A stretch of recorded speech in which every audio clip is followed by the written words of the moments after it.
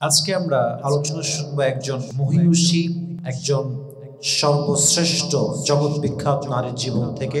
সে নারীর নাম হচ্ছে রাবিআ বসরি রাহমাতুল্লাহি আলাইহা। রাবিআ বসরির জীবনী থেকে আমাদের শিক্ষা কি, আমরা আমাদের জীবনকে কেমনে চেঞ্জ করতে পারি। স্পেশালি যারা মহিলা আছে, যারা নারী আছে, তারা তাদের জীবনকে রাবিআ বসরির জীবন থেকে কেমনে চেঞ্জ করতে পারে, আজকে আমরা সে বিষয়ে সংক্ষেপে কিছু কথা বলার চেষ্টা করব। সকলে মন খুলে বলেন ইনশাআল্লাহ।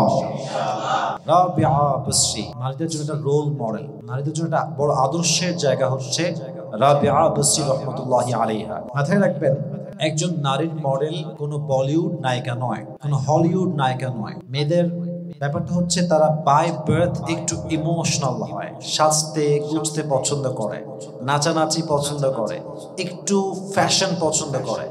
বিধায় তারা তাদের মূল আদর্শের জায়গা ভুলে গিয়ে এমন কিছু নারীকে আদর্শ ভাবে যা ইসলাম থেকে বাহিরে কাজ করে, যা কোরআনের বাহিরে কাজ করে।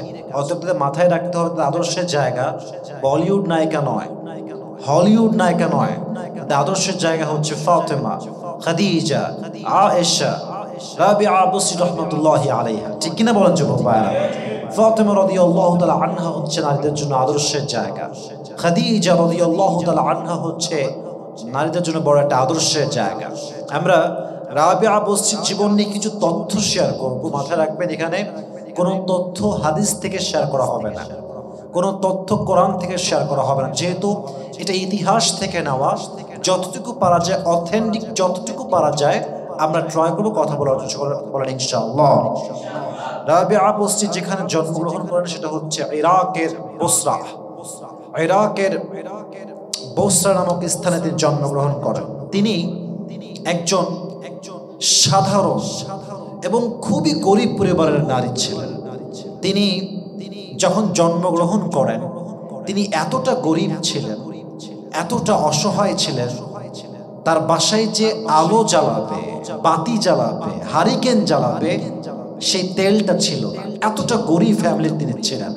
আমি জাস্ট কিছু কথা সংক্ষেপে বলছি, একটু বোঝার ট্রাই করবেন। আগে বোঝেন যে রাবিআ বসরির স্ট্যাটাস, তার সম্মান, তার ডিগনিটি, তার মর্যাদা কত বেশি। জাস্ট একটা কথাই আনা বোঝার জন্য, সে মারা গিয়েছে আজ প্রায় 1200 বছর হয়ে গিয়েছে। 1200 বছর আগে একজন নারী মারা গেছে যিনি কোনো সাহাবী নন, কিন্তু আজ 1200 বছর পরে বাংলাদেশের একটি রাজধানী ঢাকাতে বসে আমরা তাকে নিয়ে কথা বলছি। সকলে পড়ে সুবহানাল্লাহ। তার সম্মান কত বেশি। শুধু বাংলাদেশ নয়, পাকিস্তানের মানুষ জানে রাবিআ বসরি নামে একজন মেয়ে ছিল, ইরানের মানুষ জানে রাবিআ বসরি নামে একজন মেয়ে ছিল, আরবের নারীরা জানে যে রাবিআ বসরি নামে একজন মেয়ে ছিল। সবাই জানে, পুরো পৃথিবীতে তার নামটা সম্মানের সাথে ছড়িয়ে দিয়েছে। একজন আওয়াজ দিয়ে বলেন তো তিনি কে? তাহলে বোঝালো তার সম্মান অনেক অনেক বেশি। তো বলছিলাম তার জন্ম নিয়ে কিছু কথা।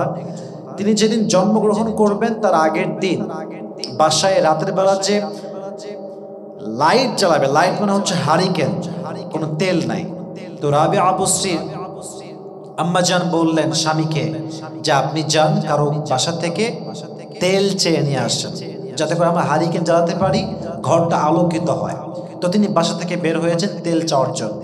বাট তার বাবার ব্যক্তিত্ব এত ভালো ছিল, এত স্ট্রং ছিল, কারো কাছে কিছু চাইবেন সে ব্যক্তিত্ব বিন্দু মাত্র ছিল না। বাসা থেকে বের হয়েছেন, বাহিরে অনেক ঘুরেছেন, বাট কারো কাছে তেল যে চাবেন এই মনোমাইন্ড তার তৈরি হয়নি। কারণ যারা মুমিন, যারা নেককার, তারা মানুষের কাছে চাইতে পছন্দ করে, তারা চায় সবকিছু একজনের কাছে। তিনি কে? সবকিছু আমরা আল্লাহ তাআলার কাছে চাই। তো তিনি বাসায় ফিরে আসছেন, একদম মুখে কোনো হাসি নেই। রাবিআ বসরি আম্মাজান দেখেই বুঝে গেছেন যে তিনি কোনো তেল বাসায় চেয়ে নিয়ে আসতে পারেন নাই। তো যাই হোক, সেদিন তাদের দিন কেটে গেছে। বাট রাতের বেলা, এটা খুব ইন্টারেস্টিং একটি স্টোরি, গল্প, এবং এটা শিক্ষার বিষয় আছে। আল্লাহ যখন দেখে যে বান্দার পুরো ভরসা, চাওয়ার জায়গা, পাওয়ার জায়গা একমাত্র সে আল্লাহকেই বানিয়েছে, সে কখনো হতাশ হয় না। সুবহানাল্লাহ পড়েন সবাই।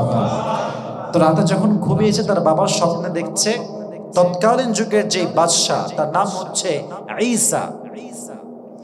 তিনি স্বপ্নে দেখলেন যে তৎকালীন সময়ের বাদশাহ প্রত্যেক দিন তিনি রাতে ঘুমানোর আগে 100 বার দুরূদ পাঠ করতেন নবীর উপরে, কিন্তু জুমার রাতে তিনি মোট 400 বার দুরূদ পাঠ করতেন। বলেন তো সবাই, কয়শো বার? 400 বার দুরূদ পাঠ করতেন জুমার দিনে। কিন্তু হঠাৎ সেই দিন জুমার রাত ছিল, তিনি দুরূদ পাঠ করতে ভুলে গেছেন। তো তিনি স্বপ্নে দেখলেন, তাকে বলা হচ্ছে তুমি এই যুগের বাদশাহ ঈসাকে গিয়ে বলো যেন সে 400 দুরূদ পড়তে যে ভুলে গেছে, এর পরিবর্তে সে যেন 400 দিরহাম তোমাকে সাদকা হিসেবে দেয়। তো তিনি ঘুম থেকে উঠে ভাবছেন যে কেমনে বাদশাকে গিয়ে বলি, কেমনে খবরটা পৌঁছাই দেই। তো রাবিয়া আবু আম্মা জান বললেন যে আপনি একটা চিঠি লেখেন, কাগজে লিখে বাদশার দরবারে আপনি যান। তো চিঠি যখন বাদশার দরবারে পৌঁছালো, যখন তিনি চিঠিটা পড়লেন, লেখা আছে তিনি জুমার রাতে 400 বার দুরূদ পড়তে ভুলে গেছেন। কথা আসলেই সত্য, উনি আসলেই পড়তে ভুলে গেছেন। যখন তিনি এটা পেয়েছেন, তার মনে এতটা আনন্দের জোয়ার বয়েছে যে আমার মিস্টেক হয়েছে, এটা আমাকে জানানো হয়েছে। কত যে খুশি সে, বলা কোনো ভাষা নাই। সে খুশিতে 400 দিরহাম রাবিয়া বসরির আব্বাজানকে সাদকা হিসেবে দান করলেন। সুবহানাল্লাহ পড়েন আপনারা। তিনি সে 400 দিরহাম নিয়ে বাসায় আসলেন রাবিয়া বসরির ঠিক জন্মের একদিন আগে। তারপর রাবিয়া বসরির জন্ম হয়েছে।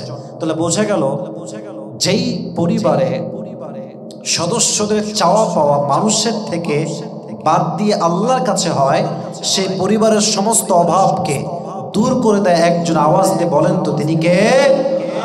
এটা বুঝতে হবে আপনাকে। যেই নারী 1200 বছর আগে চলে গিয়েছে, তার কথা আমরা আজকে বলছি, তার মানে এটাই সত্য।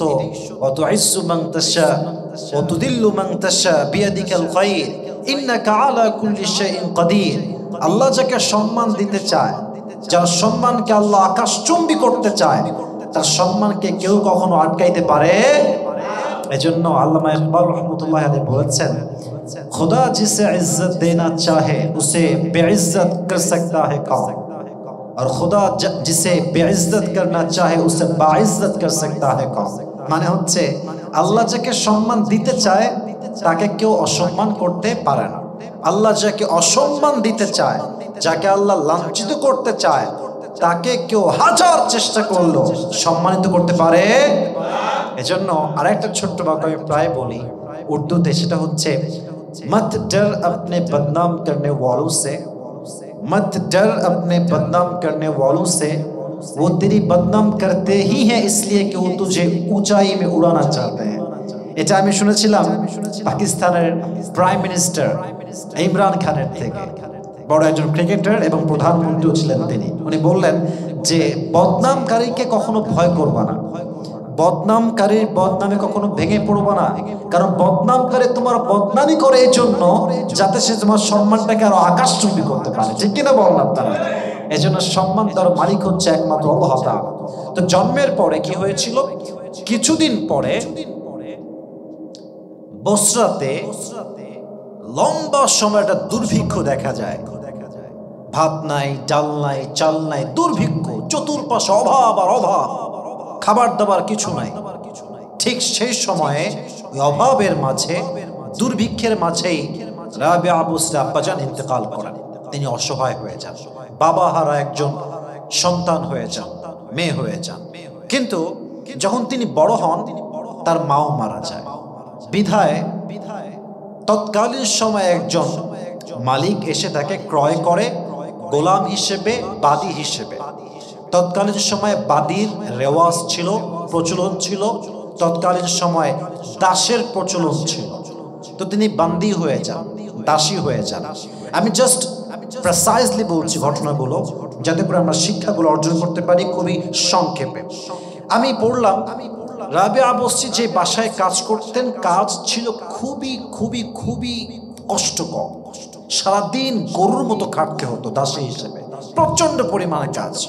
একদিনের ঘটনা, উনি সারাদিন কাজ করেছেন, সারাদিন কাজ করে রাতে বাসায় ফিরেছেন। তো ওই দিন তার মালিক বা মনিব তার বাসার ঠিক জানালার পাশ দিয়ে হাঁটছিলেন।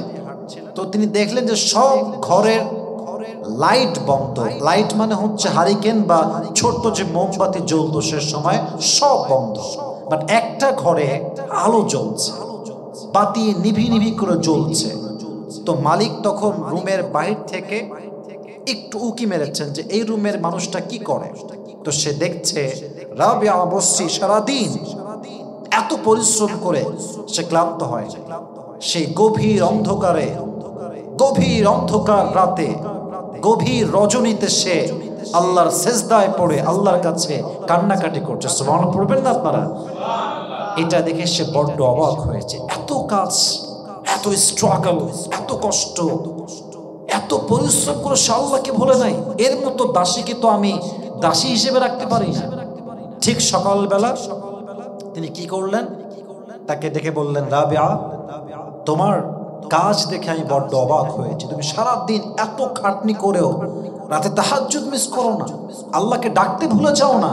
আজকে আমি তোমাকে বলছি, তোমাকে আমি আমার মালিকানার থেকে পরিপূর্ণরূপে তোমার যে দাসত্ব আছে, এই গোলামির থেকে, দাসত্বের থেকে আমি তোমাকে মুক্তি দান করলাম। সুবহানাল্লাহ পড়লাম।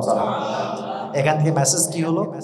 আপনি যতই ব্যস্ত হন, যতই চাকরি, জব, বিজনেস, টাকা পয়সা, ফ্যান, ফলোয়ার্স, ডুপ্লেক্স, ট্রিপ্লেক্স, বাসা, অফিস, বিশাল বড় বিজনেস সব থাকতে পারে, বাট দিন শেষে আল্লাহকে স্মরণ করতে না পারলে আপনার কোনো কিছুরই কোনো মানে নাই, কোনো কিছুর কোনো মানে নেই। যত ব্যস্ত হন আপনি, আপনাকে মাথায় রাখতে হবে, আমাকে যিনি এই সব দিয়েছেন তিনি আমার রব।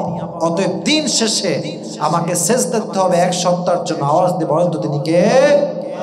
আল্লাহ আমাদের সবাইকে সমস্ত ব্যস্ততা বাদ দিয়ে আল্লাহর ইবাদত বেশি বেশি করার তৌফিক দান করুন। সকলেই মন খুলে পড়া আমিন। অনেকে দেখবেন যে এক্সকিউজ মেক করে, হুজুর আমি তো অনেক ব্যস্ত, নামাজ কালাম ঠিক মতো পড়তে পারি না, আমি তো অনেক ব্যস্ত, তাই হুজুর আমি ঠিক মতো কোরআন তেলাওয়াত করতে পারি না। আরে আপনি দুনিয়াতে আসছেন কেন? আপনি কি দুনিয়াতে ব্যবসা করার জন্য আসছেন? আপনি কি জাস্ট জব করার জন্য আসছেন? নো। এজন্য আমি আগেও একবার বলেছিলাম, যে মানুষ ভালোবাসে সে আপনার জন্য সময় বের করেই ছাড়বে, সে আপনাকে সময় দিয়ে ছাড়বে। পৃথিবীতে তার কাছে সবচেয়ে গুরুত্বপূর্ণ বিষয় হবে আপনাকে সময় দেওয়া, কারণ যে সময় দিতে পারে সেই একমাত্র ভালোবাসার যোগ্যতা রাখে। অতএব বোঝা গেল সময় আপনাকে আল্লাহর জন্য বের করাই লাগবে। রাজি আছেন তো ইনশাআল্লাহ? আল্লাহ আমাদের সবাইকে বোঝার তৌফিক দান করুন। সকলেই পড়া আমিন। মাশাআল্লাহ। এবার যখন তিনি মুক্তি পেয়ে গেলেন, এখন তো তিনি আর কোনো দাসী নন, তিনি বিয়ের ফিকির করলেন, বিয়ে করার জন্য। তার বিয়ে হলো, ফার্স্ট ম্যারেজ। কিন্তু আল্লাহ যাকে ভালোবাসে বেশি, আল্লাহ তাকে পরীক্ষা করে একটু বেশি। বিয়ে ঠিক কয়েকদিন পরেই তার প্রথম স্বামী মারা যায়। প্রথম স্বামী হঠাৎ করে সাডেনলি মারা যায়। আর অবাক করার বিষয় হচ্ছে, আমাদের কি হয় দেখবেন যে আমরা কষ্ট পেলে আল্লাহর থেকে আরো দূরে চলে যাই, মদ খায়, গাঁজা খায়, কত রকম যে কত কিছু মানুষ করে। কিন্তু আমি এটা নিয়ে স্টাডি করলাম, রাবিয়া বসরির পুরো বায়োগ্রাফি নিয়ে। তার প্রথম স্বামী মারা যাওয়ার পরে সে আল্লাহর যতটা কাছে আগে ছিল, তার প্রিয়জনকে সে হারিয়ে আগের চাইতে আরো অধিক গুণে সে আল্লাহর প্রিয় বান্দি হয়ে গেল। সুবহানাল্লাহ পড়বেন না আপনারা?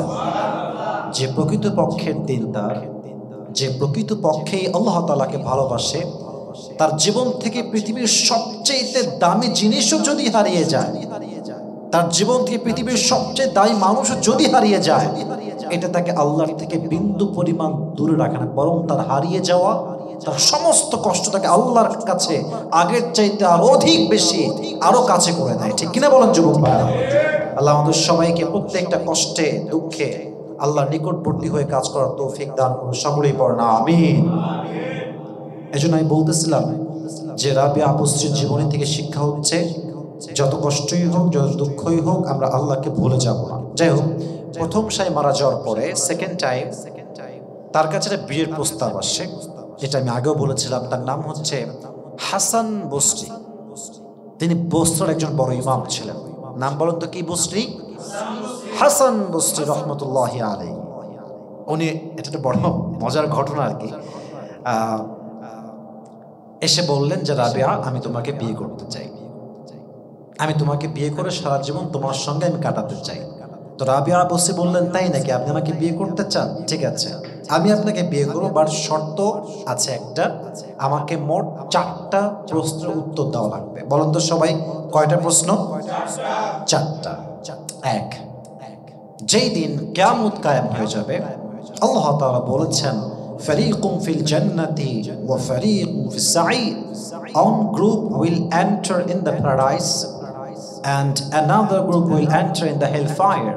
আল্লাহ তাআলা বলছেন এক গ্রুপ যাবে জান্নাতে, আর এক গ্রুপ যাবে জাহান্নামে। So the question is, will I enter in the paradise or hellfire? আমি কি জান্নাতি না জাহান্নামী? আমাকে জবাব দেন। আমি বলছি এটা তো আমি জানি না। আপনি কি জান্নাতি হবেন না জাহান্নামী? তো আমি জানি না। এটা জানে একজন, আওয়াজ দিয়ে বলেন তো তিনি কে? এবার তিনি বললেন প্রথম প্রশ্ন তো শেষ, আপনি জবাব দিতে পারলেন। 2 নম্বর প্রশ্ন আমি করছি, কিয়ামতের কঠিন ময়দানে আল্লাহ রাব্বুল আলামিন বান্দার আমলনামা একজনকে ডান হাতে না বাম হাতে দিবেন। কেউ ডান হাতে পাবে, কেউ বাম হাতে পাবে। আমার আমলনামা আমি কোন হাতে পাবো, ডান হাতে না বাম হাতে? আপনি আমাকে জবাব দেন। বলছেন না, এটাও তো আমি জানি না। আপনি ডানেও পেতে পারেন, বামেও পেতে পারেন, তো আমি জানি না। আচ্ছা ঠিক আছে, যান। এবার আসেন 3 নম্বর প্রশ্ন। কোরআনে আল্লাহ তাআলা বলেছেন ফামান থাকুলাত মাওয়াজিনুহু ফাহুয়া ফি আইশাতির রাদিয়া ওয়া আম্মা মান খাফাত মাওয়াজিনুহু ফাউমুহু হাওিয়া। কিয়ামতের দিন মিজান কায়েম করা হবে। মিজান, ডান আমল বাম আমল। যার ডান আমল ভারী হবে সে হবে জান্নাতি, যার বাম আমল ভারী হবে সে হবে জাহান্নামী। তো আমাকে আপনি বলেন যে আমার কি ডান আমলটা ভারী হবে না বাম আমলটা ভারী হবে? বলছে তাও তো জানি না। তো একমাত্র আল্লাহ তাআলা জানেন, আমার তো জানাই নাই যে আপনার ডান আমল ভারী হবে না বাম আমল ভারী হবে। যেমন কোরআনে আল্লাহ তাআলা বলেছেন ফামান ইয়ামাল মিসকালা যাররাতিন খায়রান ইয়ারা ওয়া মান ইয়ামাল মিসকালা যাররাতিন শাররান ইয়ারা। If anyone has done an atom sort of good, he will see it. If anyone has done an atom sort of bad, he will see it.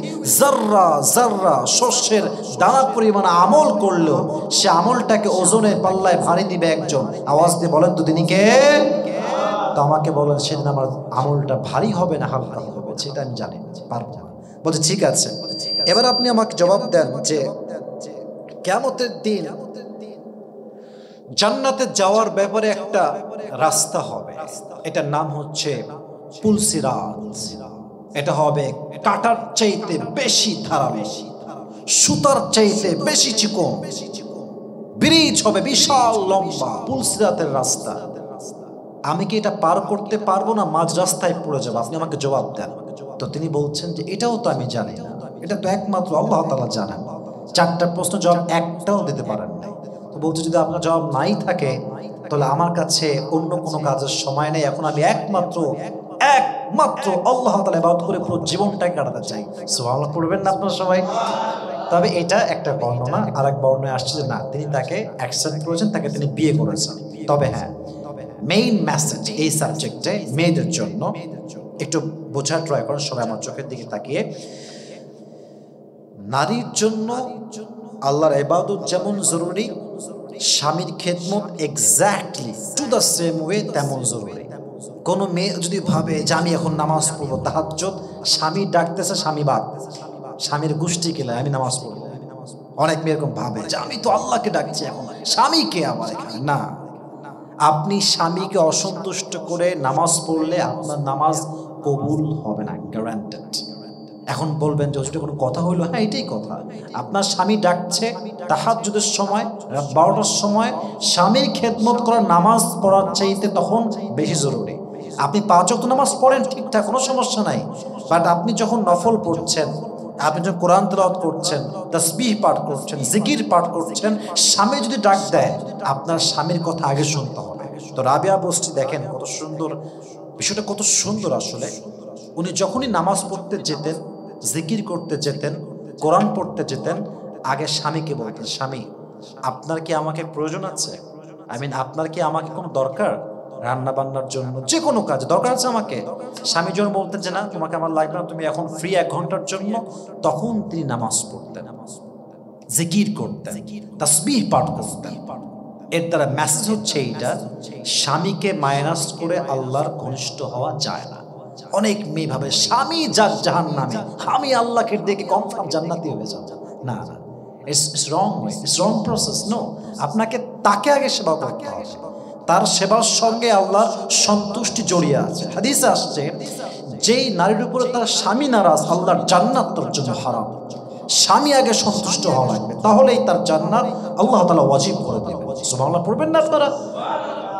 তিনি সবসময় স্বামীকে আগে গুরুত্ব। আপনি কোনো কাজ আছে আমাকে নিয়ে বলেন আগে, যদি বলতো না কোনো কাজ নেই, যাও তুই নামাজ পড়ো, কোনো সমস্যা। তাহলে বোঝা গেল স্বামীকে মাইনাস করে কোনো কাজ কখনো কোনো মেয়ে করতে পারবে। আল্লাহ আমার প্রত্যেকটা বন্ধুকে বোঝার তৌফিক দান করুন, সকলেই পড়া আমিন। একটা ঘটনা এখন বলবো, ঘটনা বলে রাবিয়া বস্রীর মৃত্যু নিয়ে কথা বলে আমাদের লেকচার আজকে শেষ হয়ে যাবে। সকলে বলেন ইনশাআল্লাহ। দেখেন, রাবিয়া বস্রী কি খুব ধনী ছিলেন না গরিব ছিলেন বলুন তো আপনারা সবাই? গরিব, পোর ফ্যামিলি বিলং করেন, খুবই কম টাকার মালিক, খুবই অল্প সম্পদের মালিক তিনি। ঘটনা আসছে, একবার রাবিয়া বস্রীর বাসায় দুইজন মেহমান আসছে। কয়জন মেহমান আসছে? দুইজন। তো তিনি দুজন মেহমানের জন্য দুটি রুটি করেছেন, দুটি রুটি করে জাস্ট বসে আছেন। ইন দ্য মেইন টাইম একজন গরিব আসছে, এসে বলছে, রাবিয়া বস্রী আমি বড় ক্ষুধার্ত, আমার কিছু খাবার দাও। কিন্তু আছেই মাত্র দুইটা রুটি। উনি দুইটা রুটির সঙ্গে সঙ্গে গরিবকে দান করে দিলেন। সুবহানাল্লাহ পড়েন আপনারা?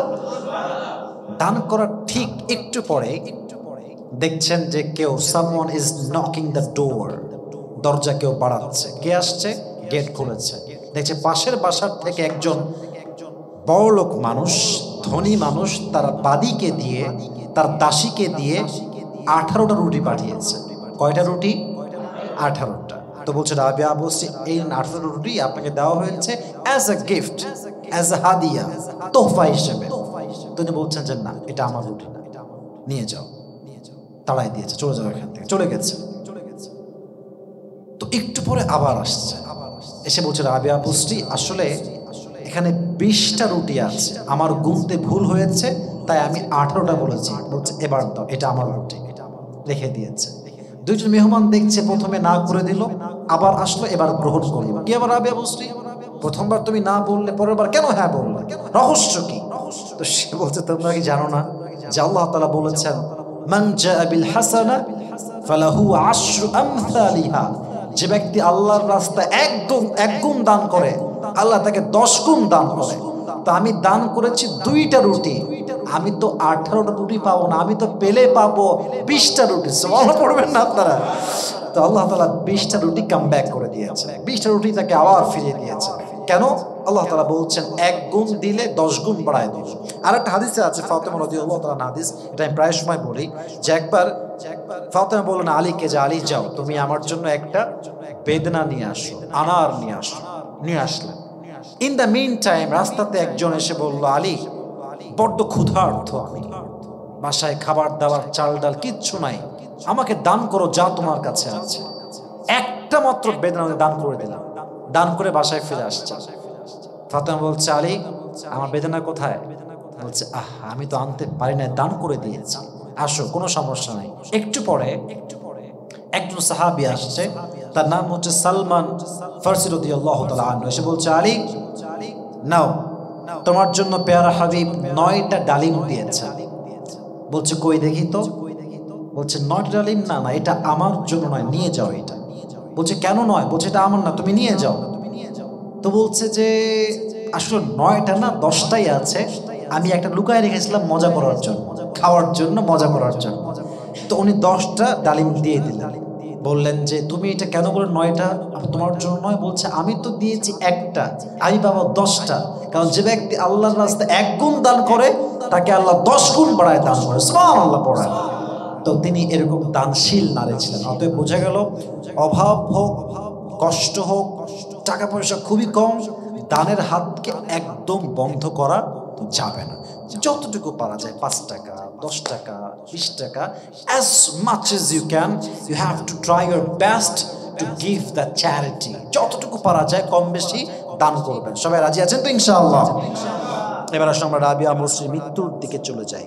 ওনার মৃত্যুটা কেমন ছিল, কেমনে হয়েছে? মৃত্যুর ঠিক একদিন আগে তিনি তার দাসীকে ডাকলেন, বললেন শোনো, আমি যখন মারা যাব, আমি যে নর্মাল একটা চাদর পরি, এই চাদরটা দিয়ে আমাকে ঢেকে রাখবা। আর খবরদার আমার জানাজায় বেশি মানুষ ডাকবে না, মাত্র 2-3 জন দিয়েই জানাজা শেষ করে দিবে। এটা হচ্ছে তার শেষ ওসিয়ত ছিল। তো যখন জানাজা শেষ হয়ে গেল, তিনি মারা গেলেন, ঠিক সেই রাতে তার বাদী দাসী স্বপ্নে দেখলেন যে রাবিয়া আপু স্বপ্নে আসছে, তার পুরো দেহে একটা লাল রেশমি রুমালের মখমলের চাদর দিয়ে ঢাকা, ওমদাহ চাদর, উত্তম চাদর। উনি বললেন, রাবিয়া আপু, এটা আপনি কই থেকে পেয়েছেন? উনি বললেন, আল্লাহ আমাকে জান্নাত থেকে স্পেশালি উপহার দিয়েছে। সুবহানাল্লাহ পড়বেন না আপনারা? তো বলেন তো আপনার অবস্থা কি হয়েছে, আল্লাহ আপনার সাথে কেমন ব্যবহার করেছে? উনি বললেন, যখন আমি কবরে আসলাম, আমাকে প্রশ্ন করা হলো, মা রব্বুক, তোমার রবকে? আমি বললাম, যে রবকে পুরো জীবনে একটা মুহূর্তের জন্য ভুলি নাই, সমস্ত কষ্টটাকে আমি স্মরণ করেছি, আমি কি 3.5 হাত মাটির নিচে এসে সে রবকে ভুলে যাবো? কেমনে সম্ভব, কেমনে সম্ভব? তখনই আমাকে জবাব দেওয়া হয়েছে, এই বান্দাকে আর কষ্ট দিও না, তার কবরের সঙ্গে তোমরা জান্নাতের দরজাকে খুলে দাও। সুবহানাল্লাহ পড়েন আপনারা। তাহলে এটার দ্বারা উদ্দেশ্য হচ্ছে, দেখেন এই কথাগুলো অথেন্টিকলি যে ইনশিওর করবো যে এটাই আছে, ব্যাপারটা এরকম নয়, বাট এটা সত্য যে তিনি একজন নিঃসন্দেহে আল্লাহর ওয়ালি, নিঃসন্দেহে আল্লাহর একজন খাস বান্দী ছিলেন। কোনো সন্দেহ আছে আমাদের ভিতরে ভাইয়েরা? কোনো সন্দেহ আমাদের মাঝে নাই। এই জন্য আমরা দোয়া করি, আল্লাহ তাআলা প্রত্যেকটা নারীকে, প্রত্যেকটি মাকে, প্রত্যেকটি যুবককে, প্রত্যেকটা মুসলমান নরনারীকে রাবিয়া আপুর জীবন থেকে শিক্ষা গ্রহণ করে চলার তৌফিক দান করুন। সকলে পড়া আমিন। আমি শিক্ষাগুলো, লেসনগুলো জাস্ট প্রেসাইজলি বলছি, কয়েকটা শিক্ষা তার জীবন থেকে আমরা পেয়েছি। আমার দিকে তাকান, 3টা শিক্ষা বলবো, আমার দিকে তাকায় বলবেন। বলেন তো সবাই, কয়টা শিক্ষা? আচ্ছা, 3টা শিক্ষা বলবো, একটু কুল হওয়ার ট্রাই করি। একবার তাকবীর দিই, তাকবীর দিয়ে আমরা নামাজে যাব ইনশাআল্লাহ। আমরা একবার তাকবীর দিই, লিল্লাহি তাকবীর, মাশাআল্লাহ। আর একবার দেন, লিল্লাহি তাকবীর। আচ্ছা, প্রথম শিক্ষা, সবাই আমার চোখে চোখ রাখেন, একটু বোঝার ট্রাই করবেন। শেষ কথা না বুঝলে ওয়াজের এসেন্সটা হারিয়ে যাবে, খোলাসা বা সারাংশ হারিয়ে যাবে। প্রথম শিক্ষা হচ্ছে, জীবনে যত বিপদ আসবে, আপনার বিপদ আপনাকে আল্লাহর কাছে করলেই বিপদটা আপনার জীবনে নিয়ামত হবে। আপনার জীবনে যে কেউ হারাইতে পারে। আমি দেখেছি মানুষ বেশি কষ্ট পাইলে অনেক সময় ভেঙে যায়, পথ হারায় ফেলে। বেশি কষ্ট পেলে, মন ভেঙে গেলে কখনোই নেশা করবেন না, অতিরিক্ত গান শুনবেন না, গানের দিকে একদম যাবেন না। কোনো বন্ধুর সঙ্গে যে বেনামাজি, বেঈমান, বদকা, গুনাহগার, তার সঙ্গে মিশবেন না। যখনই মন ভেঙে যাবে, সঙ্গে সঙ্গে রবের নিকটবর্তী হয়ে যান, দোয়া করেন। আল্লাহ তাআলা বলছেন, সবচেয়ে ওই বান্দার দোয়া আমার কাছে খুব বেশি আগে কবুল হয়ে যায়, যার মনটা ভেঙে চুরে চূর্ণ বিচূর্ণ হয়ে যায়। যার মন ভাঙা, তার দোয়া কবুল করতে আল্লাহ এক মুহূর্ত দেরি করেন না।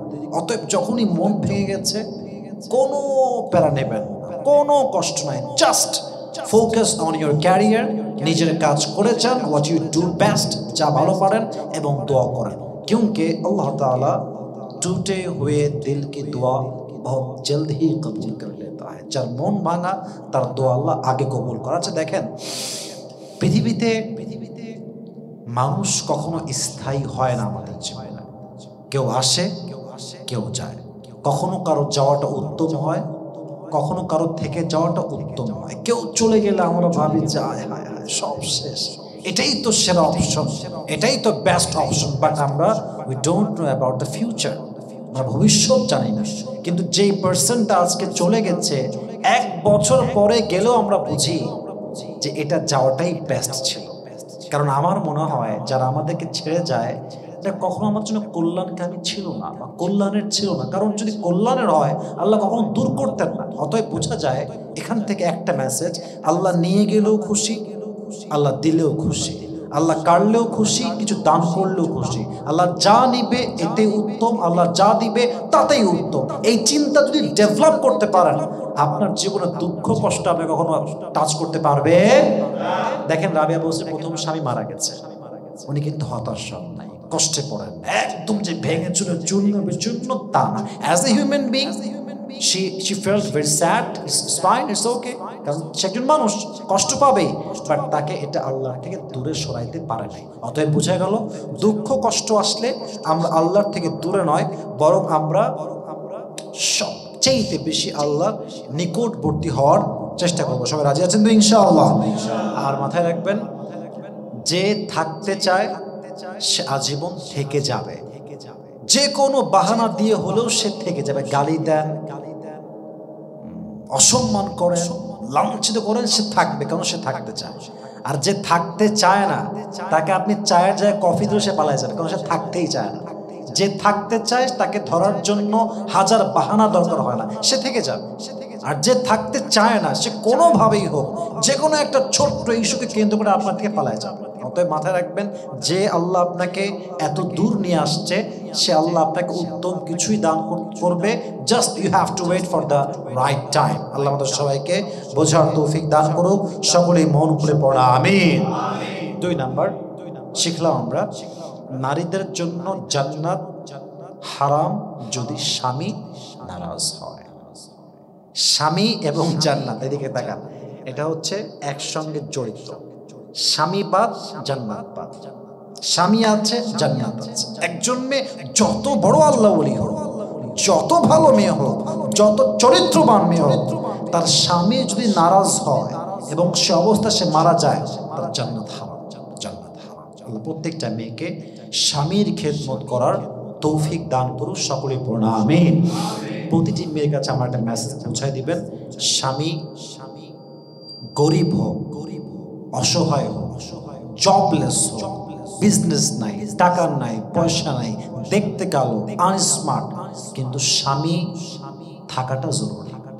যে মেয়ের স্বামী নাই সেই বোঝে যে জীবনের সাপোর্টটা কত দামি জিনিস, এটা ওই মেয়ে বোঝে। এই জন্য মেয়েদেরকে বলবো, স্বামী গরিব হোক, আনস্মার্ট হোক, খ্যাত হোক, কালো হোক, স্বামী যে আছে আপনার, আপনি শুকরিয়া দেখুন, তাকে গুরুত্ব দেন। আপনার স্বামী হচ্ছে আপনার জীবনের কলিজার টুকরা, আপনার জীবন, আপনার সবকিছু আপনার স্বামীকে ঘিরে।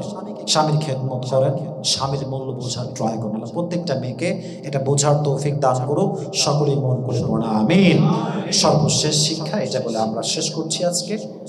এটা খুবই দামি আমার জন্য, আপনার জন্য। আল্লাহর কাছে প্রিয় হওয়ার জন্য ধনী ফ্যামিলির হওয়া জরুরি নয়। আল্লাহর কাছে প্রিয় হওয়ার জন্য ঢাকার গুলশানে ফ্ল্যাট থাকা জরুরি নয়। আল্লাহ প্রিয় হওয়ার জন্য জন্মভূমি মক্কা হওয়া জরুরি নয়। আল্লাহর কাছে প্রিয় হওয়ার জন্য জন্মভূমি মদিনা হওয়া জরুরি নয়। আল্লাহর কাছে প্রিয় হওয়ার জন্য দুবাইয়ের মেইন শহরে ফ্ল্যাট থাকা জরুরি নয়। আল্লাহর কাছে প্রিয় হওয়ার জন্য তাকওয়া, চরিত্র সবচেয়ে বড় ম্যাটার। যার চরিত্র ভালো, যার তাকওয়া লেভেল হাই, সে যদি সবচেয়ে গরিব এলাকার বস্তির থেকে হয়, বাসায় কারেন্ট নাই, ফ্যান নাই, লাইট নাই, পোশাক ভালো না, সে যেই পরিবার থেকেই হোক, তাকওয়া এবং ইখলাস চরিত্র ঠিক থাকলে সে যেখান থেকেই হোক না কেন, তাকে প্রিয় বান্দা হিসেবে, বান্দি হিসেবে কবুল করে নিবে। একজন আওয়াজ দিয়ে বলেন তো তিনি কে? তার বেস্ট এক্সাম্পল হচ্ছে রাবিয়া বুস্রি। একদম গরিব ঘরের মেয়ে, বাবাও দাস, মেয়েও দাস, গরিব ফ্যামিলি, বাসায় লাইট নাই, কিচ্ছু নাই। আল্লাহ এত প্রিয় বান্দি যে 1200 বছর পর আল্লাহ তার নামটাকে জীবিত রেখেছেন।